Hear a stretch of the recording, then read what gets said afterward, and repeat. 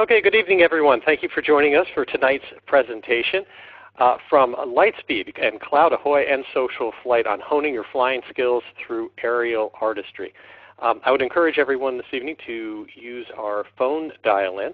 The number is 949-229-4400 on the screen there with an audio pin. You can use your computer to dial in, but it is easier if you do it through the phone. So again, thank you all for joining us.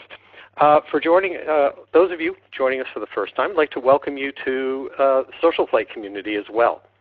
SocialFlight is the free web and mobile app that's dedicated to supporting general aviation, which is a big part of the reason why we are all three companies here tonight. Now, at SocialFlight, we do that by gathering all the events happening in aviation and making them available at socialflight.com and through our mobile apps for Apple and Android devices. And these events are also available through SocialFlight, and they include our educational webinar series, which is why we're all here tonight. A quick word about these companies that we have. We have this partnership between SocialFlight, Lightspeed, and CloudAhoy, and it's about supporting general aviation. We do that through community participation and education, and each company has a different view and different angles that they bring to all of you in the aviation community to help support this. And we believe that community builds general aviation and keeps it strong. Obviously, it's important to participate. At SocialFlight, our mission in doing that is giving you reasons to fly and get out there. We have companies, of course, such as Lightspeed with their fantastic products and incredible dedication to community and to really fun activities and things like we're going to speak about tonight. And also CloudAhoy, which is all about trading and currency and so many great tools to use as part of that process. And we'll learn about that as we move forward. So I'd just like to welcome everyone. We really appreciate you joining us this evening. And with that, let's talk about the Wild Blue Doodle contest. And we have Ed. Thanks, Jeff. Over the years, Lightspeed has partnered with CloudAhoy on increasingly creative promotions. And the key objective has always been fun and creativity, and most importantly, to get pilots out there flying, give them a reason to get up in the air. The inspiration for the Wild Blue Doodle came from connect-the-dot drawings. Pilots used flight planning tools and created waypoints as the dots, then flew using CloudAhoy debriefing platform to create visual representations of their flight paths to actually draw pictures in the sky. Winners were chosen through a two-stage process. A panel of 3 judges, all experienced pilots, selected the top 10 entries based on a combination of artistry and safety. You'll hear about their honors, the judges, in a minute. Then the final 3 winners were chosen through public voting. First place, Brian Danza, won a Lightspeed headset. Second place, Chad Davis, also won a Lightspeed, our new Zulu 3 headset. The second place winner, we'd originally thought they would win one of our flight bags from the Adventure Collection, but Chad actually had two of the top 3 entries, and so we decided that, hey, he should get a headset as well. And then we had third place Bill Lindemann won a GAN leather flight bag from that Adventure Collection. And then, of course, the pilots whose entries reached that public voting phase, they all received an annual standard subscription to CloudAhoy. Truthfully, we didn't think the art would go much beyond the simple designs that you might see on a connect-the-dot drawings. We were thinking we'd see some butterflies, some hearts, things like that. Boy, were we wrong. The pilots that competed, incredible flying, incredible precision, and it's just phenomenal, and you'll see that coming up in a minute.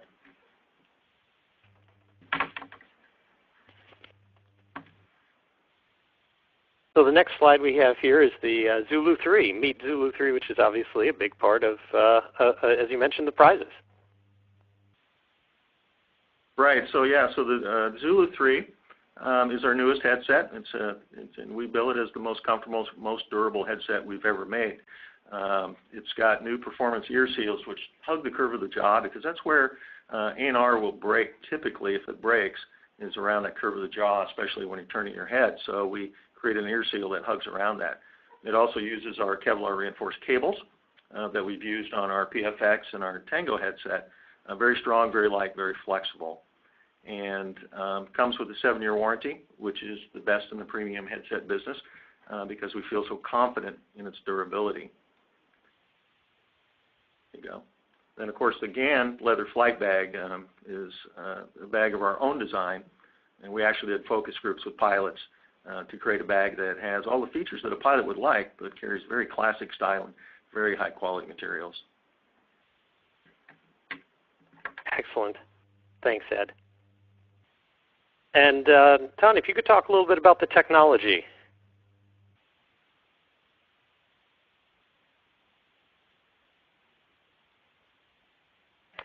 Sure. I'm very happy to meet everybody. CloudAhoy is doing flight debriefing in the age of technology. We believe wholeheartedly that in this day and age when we have the wonderful technology at our hands, it's fundamental to use it as part of flight debrief in addition to using it in the cockpit and for the flight planning. We usually say that we use CloudAhoy for proficiency, safety, and fun. In this case, we certainly pushed the fun to the sky, and it was a great fun to watch the doodles coming in. And FlightAhoy, as part of its technology, has the sharing as a fundamental feature. We usually use it to share on Facebook, on Twitter, between CFI and a student. And in this case, it was used to share it with the community of the doodle, which was a lot of excitement and really, really great fun and creativity to watch.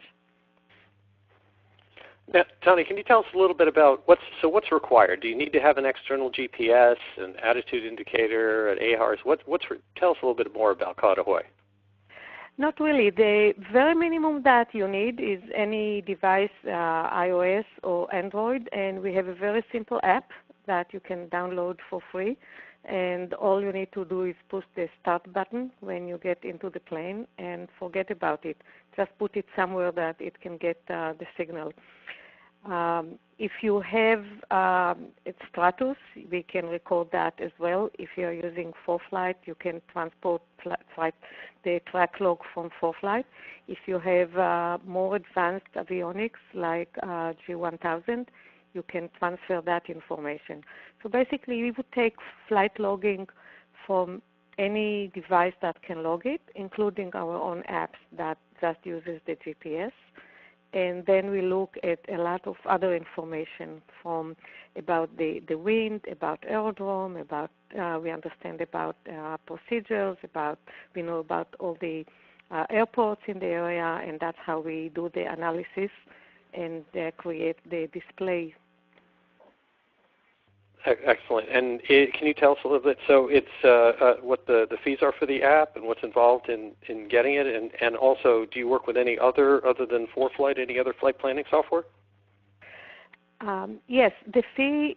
First of all, you can create an account right here and there. It's free for the first 35 days, and if you like it, we hope you do. Then you can subscribe at $65 for annual subscription. We do have discounts for NAFI and SAFE members. It's Excellent. all obviously available on our website. And yes, we work with we pretty much integrate with everybody that can log a flight and create a flight. So we have an import functionality. And if you get either on help/cloudahoy.com, or if you log into the application and there is an import button, and you can import from a large variety of technologies. Excellent. Thank you for doing that. So let's talk a little bit about the contest, the Wild Blue Doodle. So first off, tell us a little bit more about where the idea came from and what's really, when we start thinking about using flight paths for artistry, I'd love to hear a little bit about where the genesis of that idea comes from, and then we talk about where the contest came from and of course, the judges here. Yes, as Ed mentioned, Ed and I have been doing promotions together for a number of years now, and we kept throwing in ideas back and forth. I can't remember how the idea came about, but it came about. We looked at some of the drawings that children do when they connect the dots, and we were thinking that would be cool for people to create dots by way of waypoints and create doodles in the sky. There have been some cases actually last year for Valentine's Day. One of our users, Bill, sent us a wonderful tracking of a heart, and that was shortly after we were talking about doing that, and we said, hey, pilots would really like to do that. So we talked and came with this idea, which worked really beautifully. We had three judges. Sorry. And may I interject? So you said it's through points. Do you how many do you have to have lots and lots of points, or do you just break it all up into segments of straight lines? Or how, we're going to certainly hear from the winners how each of them did it, but kind of in general, what's the overview for people about how you create a path and then use it as a flight path? Yes, I think it would be wonderful to hear about it from the winners. But that's what we envisioned that people would do, that people would create a flight plan that would have dots, and then they will fly between the dots, whether it's in straight lines or in arcs. That I think we should let the winners tell us about how they actually executed that. Absolutely.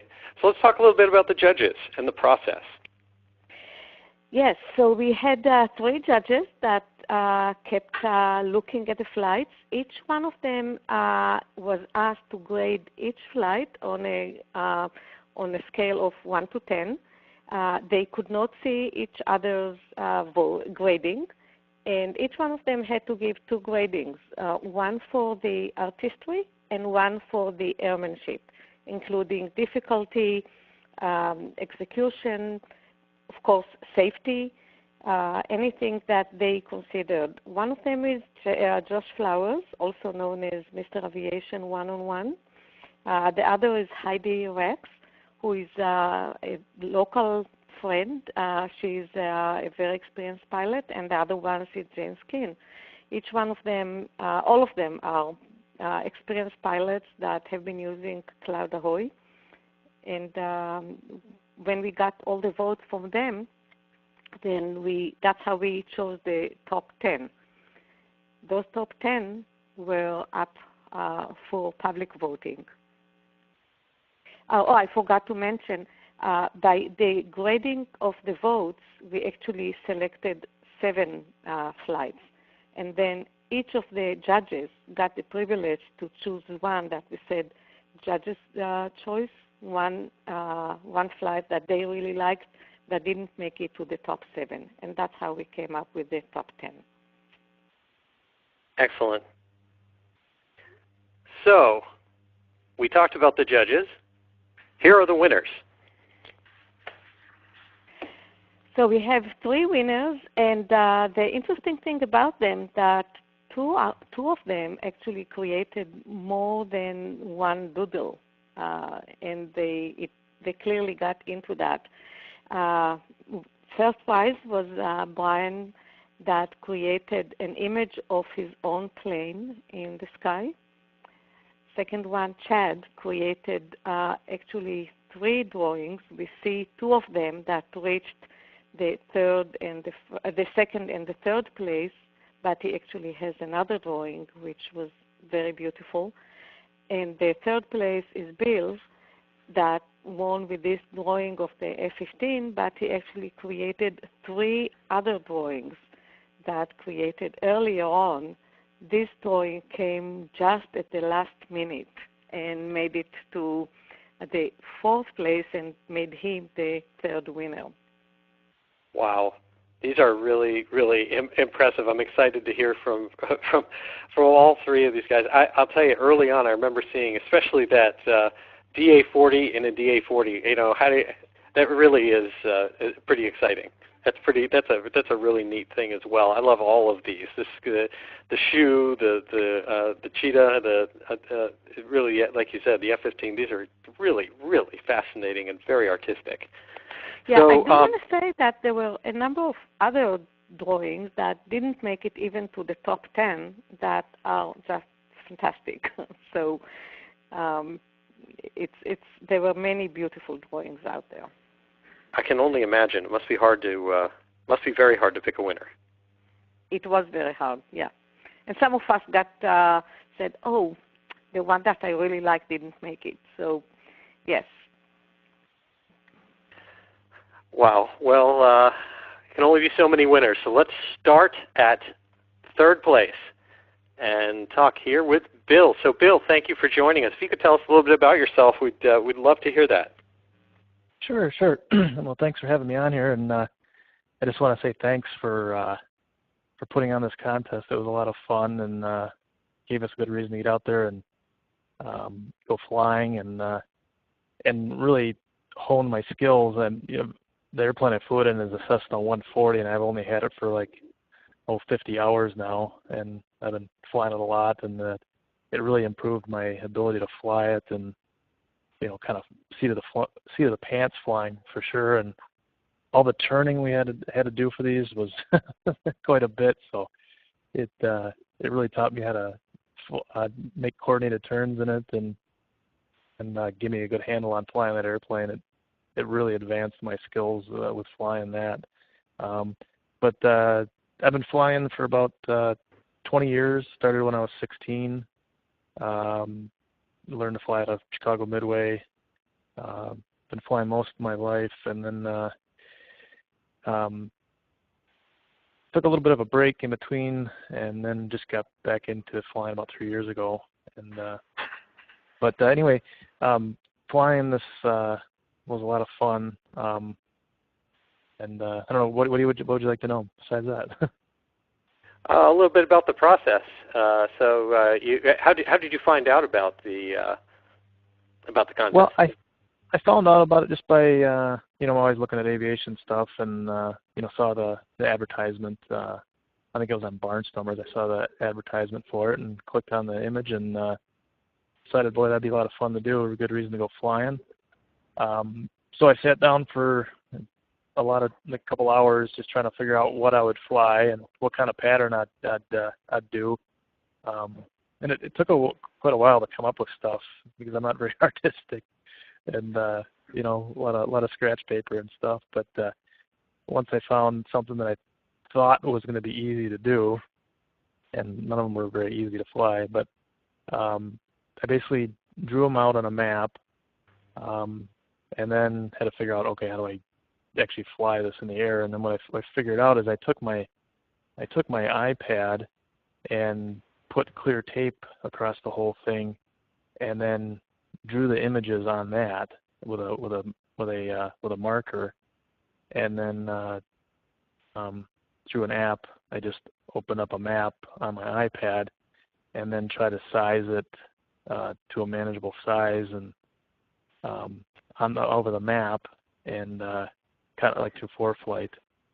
And then once I got that figured out and found a safe place to do it where there wasn't a lot of traffic, I basically went up and found a starting point and flew my lines. The first one I flew was the Stars and Stripes one, which was a handful to start doing all those turns and try to be that accurate and stay within the lines. And it really helped me to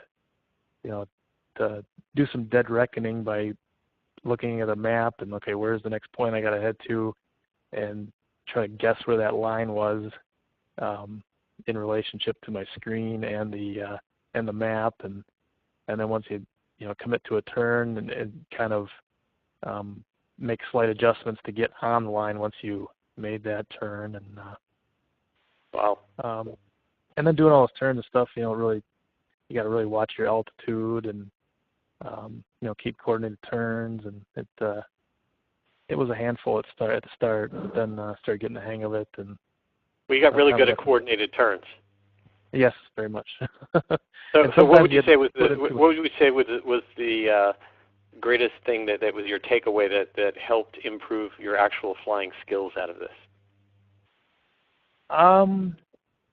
I would say the greatest thing was just keeping the airplane under control and doing multiple things at one time, like climbing and turning, and maintaining altitude, or and then watching for traffic, and it was a lot of workload and managing the airplane, and it was fun. I had a lot of fun doing it.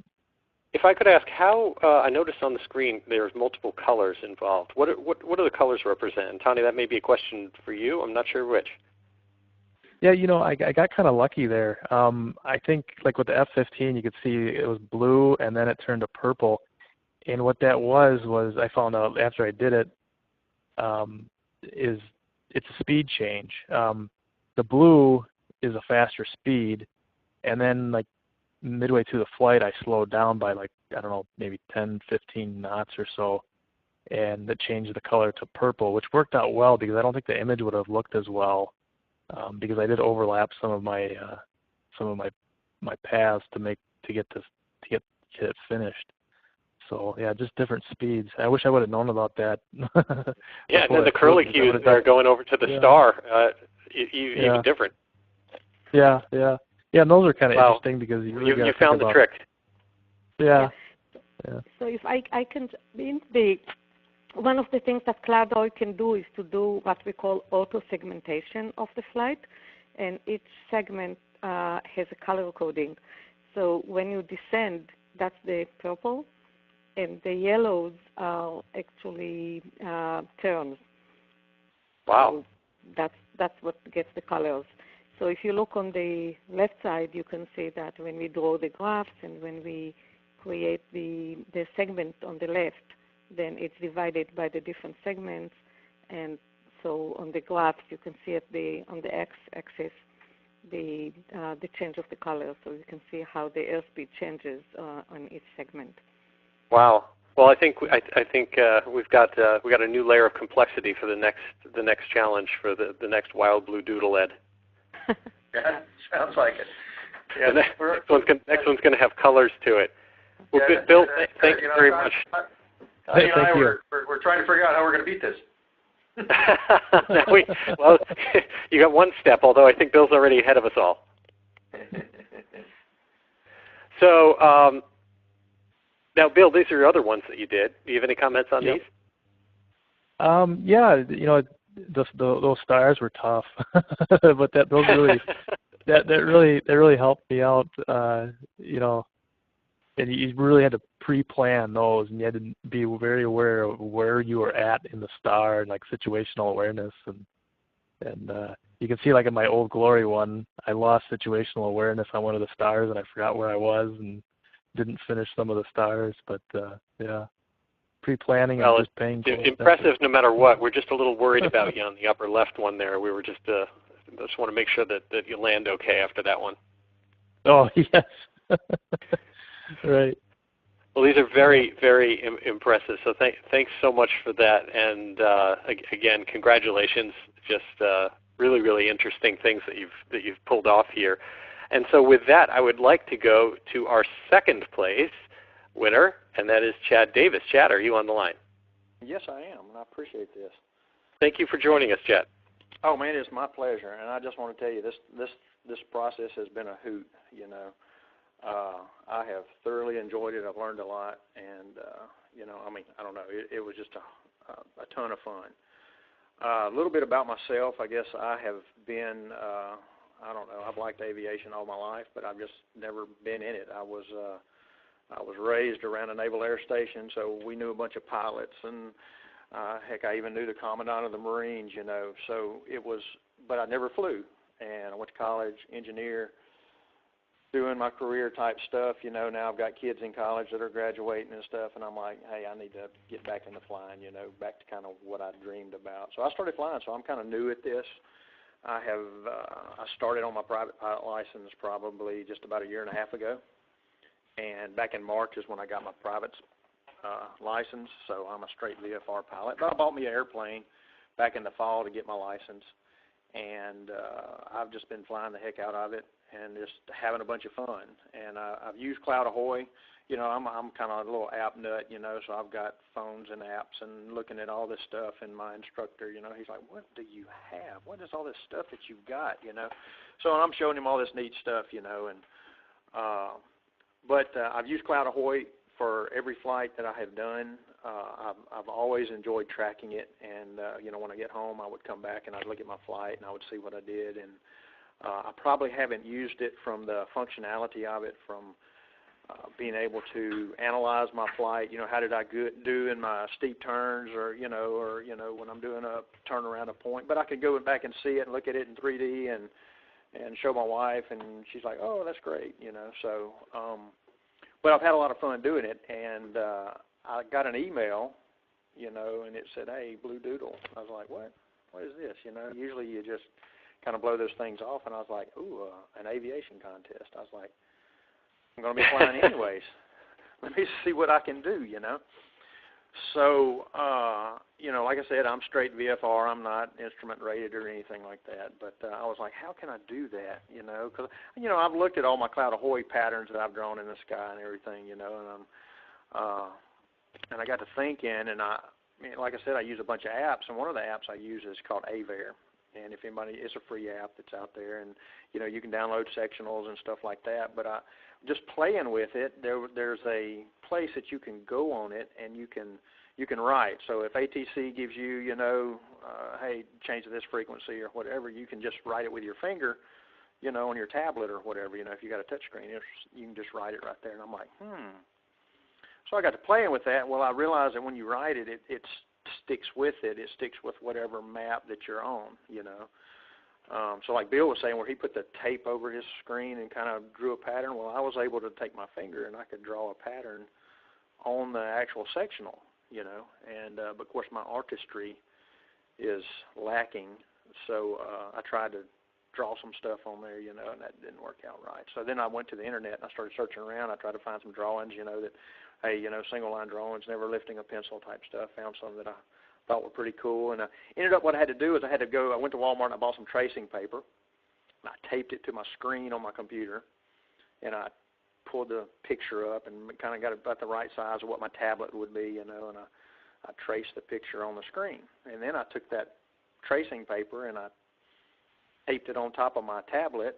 I got my sectional kind of the size that I thought I could do it, and I took my little stylus and through the paper, tracing paper, I drew the picture out.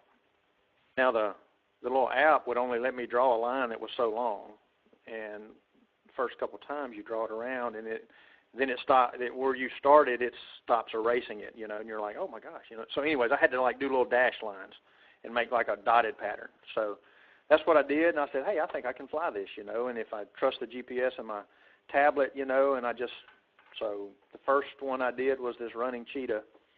And in the picture, you can see our little airport there. It's kind of in the rear end of that cheetah. I took off and kind of got lined up there, and I don't know, it was midday. I don't forgot what time exactly, but it was, you know, just a normal day. And I flew the pattern, the wind, and I was bumping around and carrying on. And it doesn't track me. I don't know how to set the thing so I can actually see how I'm flying. So I didn't know what I did until I got back and I pulled it up on the CloudAhoy.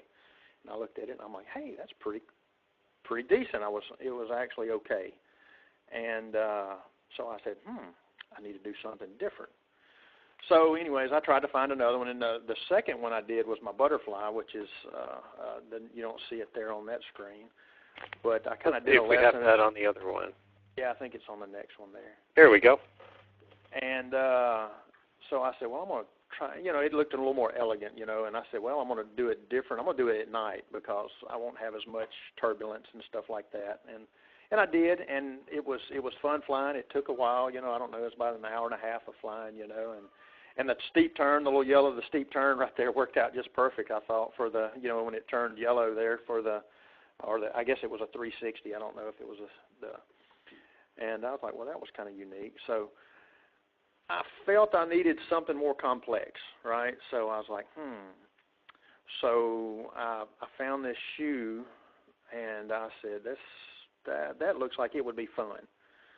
So that looks like you might lose your lunch, is what it looks like. Yeah, so, and I'm like, well, what's a challenge, right? So I got that one onto my tablet, and I started just at dark one night, and I figured it was going to take me probably an hour and a half, 2 hours to fly this thing, and because I don't know how many miles it was, it's just a picture on my sectional there. And so I start flying, it's dark, and I'm flying it, and I start watching my fuel gauge. And I keep looking at my fuel gauge more than I'm looking at because I had about 3 hours worth of avgas in it, I figured I had 25 gallons, and I'm like, well, 7 gallons, I can have 45 minutes. Anyway, so I started flying. Halfway through it, I was like, I'm not going to make it. I had done 1 or 2 of the steep turns, so I just said, well, risk profile, risk management, I'm just going to have to do this again. So I was actually kind of over the airport, and I went back, and I decided I would try it again another night. And so I did, and ended up taking me like 2.5 hours to actually fly the pattern, but then it was like another 30 minutes to get out and get set up for it, and then another 30 back, So, I mean, it was over 3 hours of flying, and there's no way that I would have made it on the fuel that I had the first time I tried it. So I'm like, learned a little more about risk management there. But flying the shoelaces, so... I'm doing this at night, and there's a 40-mile-an-hour or 35-knot crosswind in there. You can go back and you can actually see some of my speeds going one way versus the other way.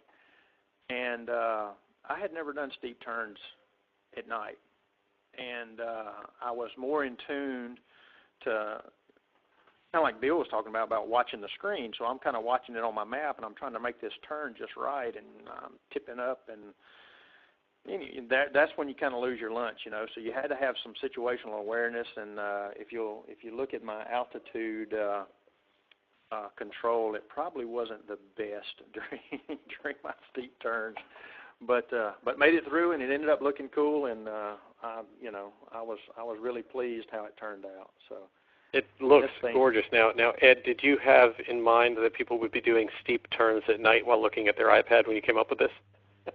Neither Tanya or I had any thought that this kind of complexity, that we'd see this kind of complexity and creativity, and I got to say the shoe, it to me is one of the most creative because it's not particularly aviation thing. It was just like, wow, the shoe, who would have thought of that? But yeah, and I look at the laces and I go, holy cow. I mean, how does somebody fly that? Yeah, we had no idea. When we first saw some of these entries come in, it just blew our minds. And now when I hear these stories, the preparation that went into these, it's just amazing to me. Well, yeah, I'll say I enjoyed this tremendously. I mean, it was, I appreciate that opportunity to do this, and it's just been a hoot of fun. And in my letter I gave you, my brother-in-law, I was telling, of course, I'm always talking about something about airplanes, right? So I tell my brother-in-law, and he's not an aviation guy, and he's just kind of like, well, why are you doing this? I'm like, well, there's an opportunity to win a headset, and if I don't win a headset, there's some bags, and I mean, I could use every bit of that. And he's like, well, all the gas you're burning, why don't you just go buy it? Just save yourself the trouble and just go buy it, and that way And I'm like, well, no, this is like 2 birds, 1 stone. Maybe, I have a chance at this. I have a lot of fun, and who knows, So, anyways, it apparently it worked out, and I can't say thank you enough, and I've learned a lot. I think I'm a better pilot because of it. Well, I know I am. I've learned more about all my electronic equipment. I practice risk management in the cockpit, so it's been a winner all the way around for me. Yeah, and Chad, really, this is Chuck from CloudAhoy. I just want to tell you, I just looked at it when you submitted it. I was really blown out of the chair. It's really mind-boggling, how you managed to do it. And now hearing the story, fantastic. So, hey, great job. Well, thank you. Yeah, really, really impressive. And so Thank you, Chad. And with that, did we have Brian on the line? Yep, I literally just got home. Wow, our timing is impeccable. And so, Brian, you're the one that got my attention first, and that's the DA40 and the DA40. Yep. Tell us a little bit about yourself and your flying and what got you to this and how you did this. So I caught some of Chad's remarks when I was in the cab on the way home. But so I've been flying since '98. I live in Washington, D.C. now, and I fly out of Leesburg, Virginia.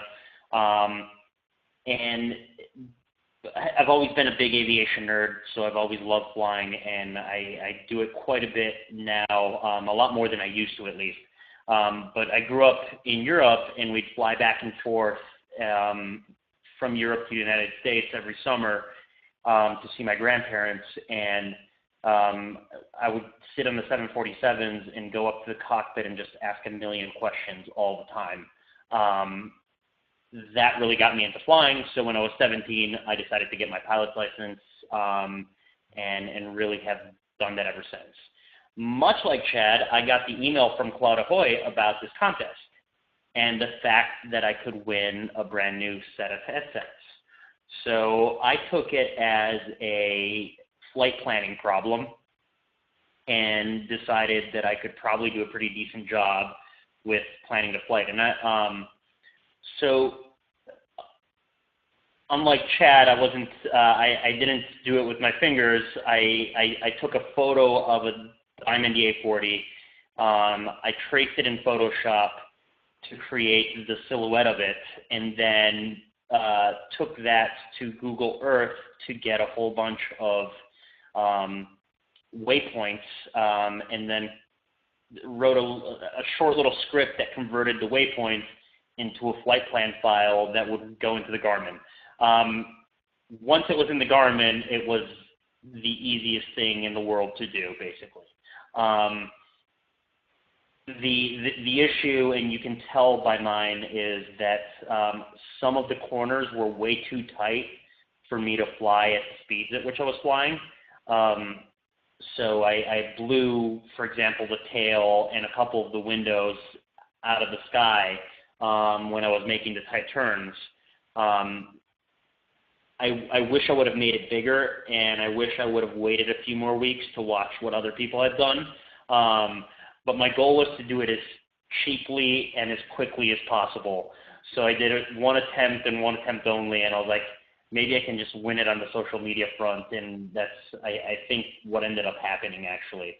So Chad, kudos to you, because yours are more intricate and better than mine. I think I just sort of was able to get more votes by bugging people. The plane, flies itself. Besides each corner, I let the autopilot do all the straight lines, and that's why they're so sharp. And that made a huge difference in being able to do it. I also got a really nice day for it. There was no wind, so I took off and was able to go out to the Shenandoah Valley, where there's some Class E airspace, and do it.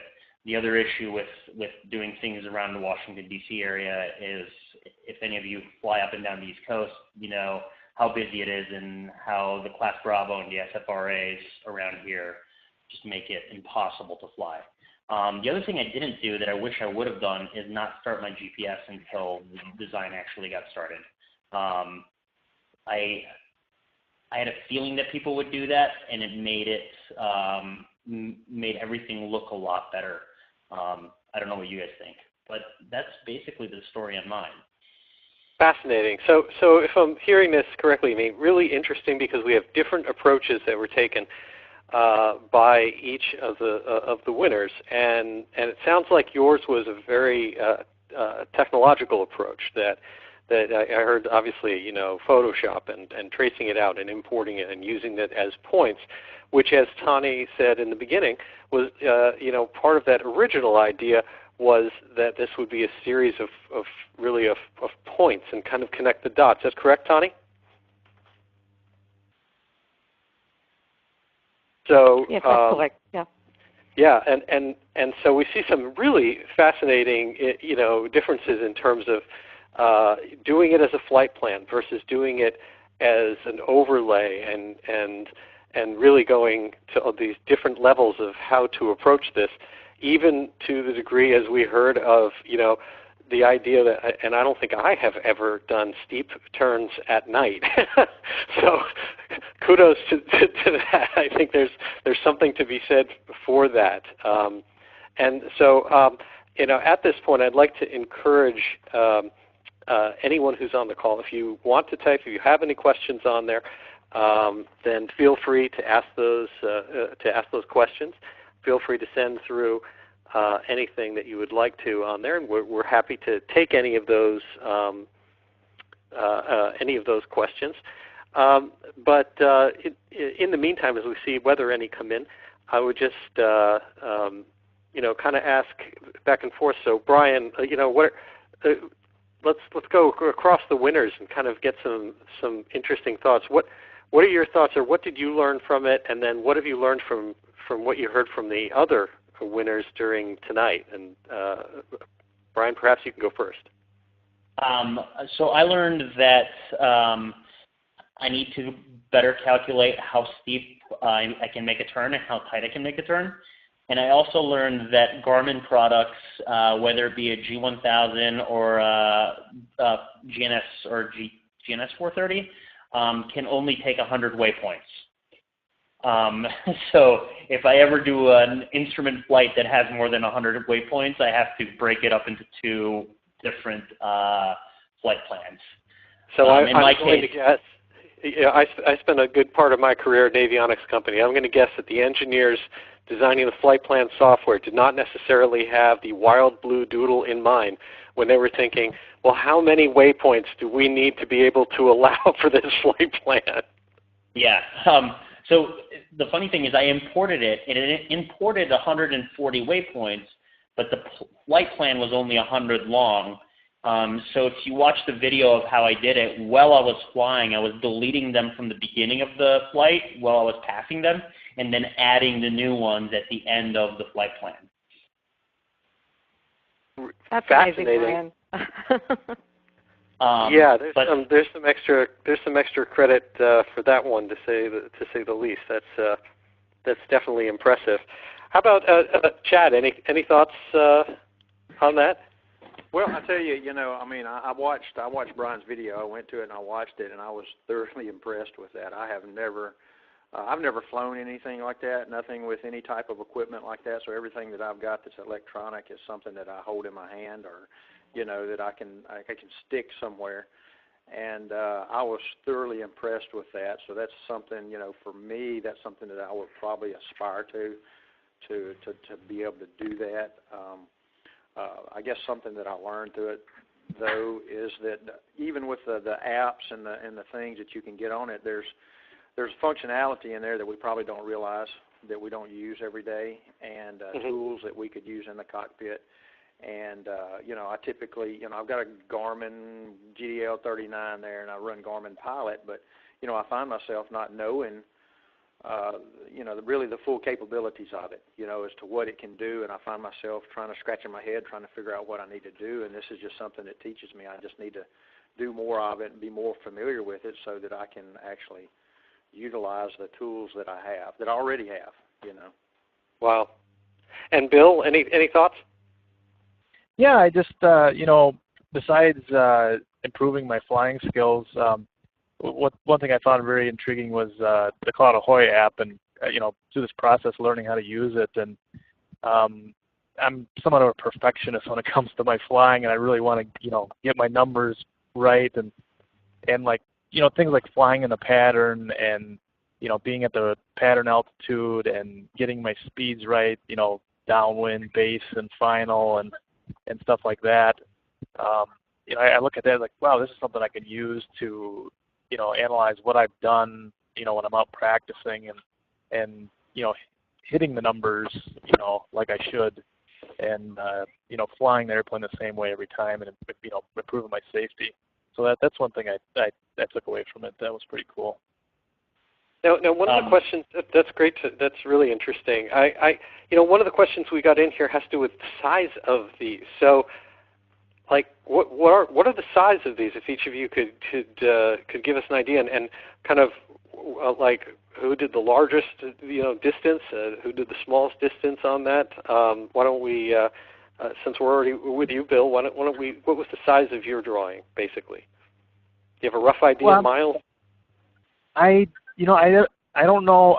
The jet one I think was the farthest distance, and before I started, I'm like, I wanted to do it in a large distance so it was easier. But then I'm like, oh boy, I don't have a lot of time, and I think it took me like 3.5 hours to fly that, and wow. made it more difficult because the turns were tighter and more frequent. And when you say distance, like tip to tail, are we talking 3 miles? Are we talking 30 miles? I think from wing to wingtip on the jet was 10 miles, and then from nose to stern probably 10 miles or so. Yeah. Wow. And Chad, how about you? Well, it's kind of funny. So while we're sitting here talking, I pulled it up on CloudAhoy, so I'm trying to look at it. I'm analyzing it, and I'm looking at it, and it says my total flight. You're cheating, trying to get the answer. Yeah, I am. 218.6 miles from shoelace to shoelace. It took me 2 hours and 21 minutes and 27 seconds. Wait a minute. 218 miles was your entire route, or what was the shoelace to shoelace? My entire route. Okay, but what about across? Like over what region did you draw this? I'm trying to figure out here, so I'm looking at 5 kilometers. I don't know kilometers, so 3 miles. So here we go. 1, 2, 3, 4, 5, 6, 7. Probably 25 miles from tip of shoelace to tip of shoelace. Wow, fascinating. Maybe that far, yeah. And Brian?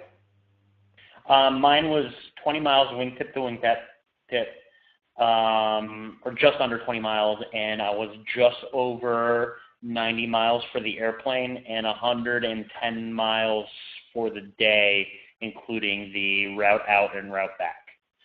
Wow. Fascinating. I wish I would have done it bigger. Really? Even more? Yeah. The guy who did, he wasn't a finalist, but it was really good, the Texas Longhorn inside the Texas Silhouette. His was like 400 miles. It was really big. Wow. That's incredibly impressive. So what about speed in terms of that? Like, what speed were you doing, or when you're doing tight turns? Any comments on what you chose to do in terms of speeds? Should I go first? Sure.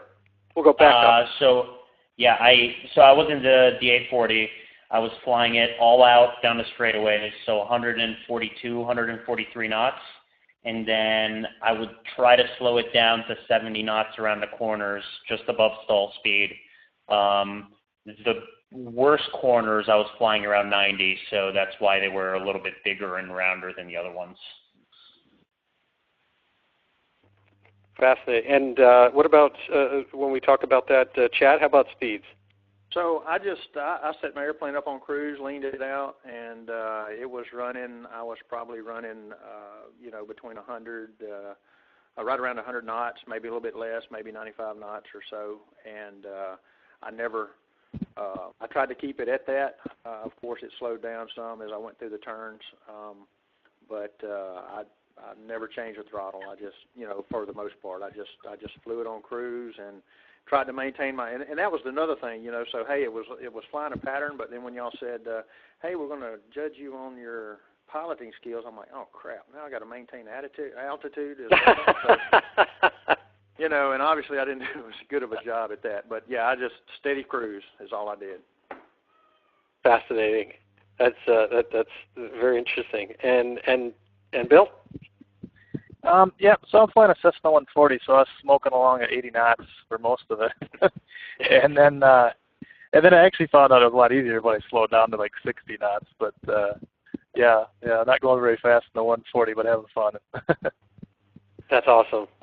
And really fascinating also, we have a really a good spread of different types of aircraft, and that also tells you a lot about that you can do this in any plane. And sometimes when you're looking at these things, you're thinking the higher end of the spectrum, but the reality in this is, as you mentioned, you can probably do a lot more with planes that can go slower. And so I think the message there is that even if you do have a plane that goes faster, you can still do this. So I think that's really, really fascinating. And so we have only one more question, and that came in at the end here, and that actually probably goes to Chuck, Tani, and Ed, which is, we're getting, when is the next competition? Well, I love the enthusiasm, and for sure we're going to be getting together and figuring out, what's the next big thing that we can come up with. Once again, I'm just so impressed by the preparation and by the end result, the creativity and complexity of these. I for sure didn't think I would see this sort of thing, and boy, I don't know what we're going to come up with, but this is, I wouldn't mind seeing this again. Absolutely, it's really, really a very special competition, and it brings out, I think, the best in everyone. It gets everyone an opportunity to hone their flying skills, to add their creativity, and to bring some energy, into that. And that's speaking for myself at SocialFlight. That's really what puts a smile on my face with all of this. I'm so happy to be partners with Lightspeed and also to be working with CloudAhoy. And so I'd just like to thank you, Ed Hansen over with Lightspeed, as well as Tani and Chuck Shavit, the co-founders of CloudAhoy, and everything that all these companies have done to come together and give people reasons to fly and reasons to get excited and reasons to get engaged, so that we can do more and add more energy to general aviation, keep things fun, and allow people to compete and win. And speaking of competitions, we'll do a shameless plug here at everyone who can join SocialFlight. SocialFlight's Fly to Win Challenge happens every single month. You just need to be out there flying, checking in, and we have some really fantastic prizes that we give out every single month, and that includes participation from Lightspeed and what they have done in the past. So if you weren't able to be a winner in this competition and you can't wait for the next Wild Blue Doodle, please also check in with SocialFlight. So with that, thank you all for joining us. Thank you so much to Lights. Yes, absolutely, please. Yeah, I do want to give a shout out to everybody who entered the contest. There were some great entries that didn't make it to the top 3, but they were still fantastic. Absolutely, and they can be seen, right? Is the board still up of people who competed? Yeah, just go to lightspeedaviation.com/doodle, and we'll keep those up, and we'll keep the Chad and Bill's and Brian's stories up, and you can still go there and see all those great entries. Excellent. And tonight's presentation will be recorded. We'll make that available as well through SocialFlight if anyone wants to hear it again or spread it around and share it with friends. And so, yes, lightspeed.com and the Wild Blue Doodle will get you the information on that. CloudAhoy.com. For anyone who's not already, can't imagine anyone isn't already familiar with CloudAhoy. And again, from SocialFlight, thank you all for joining us this evening, and have a wonderful day.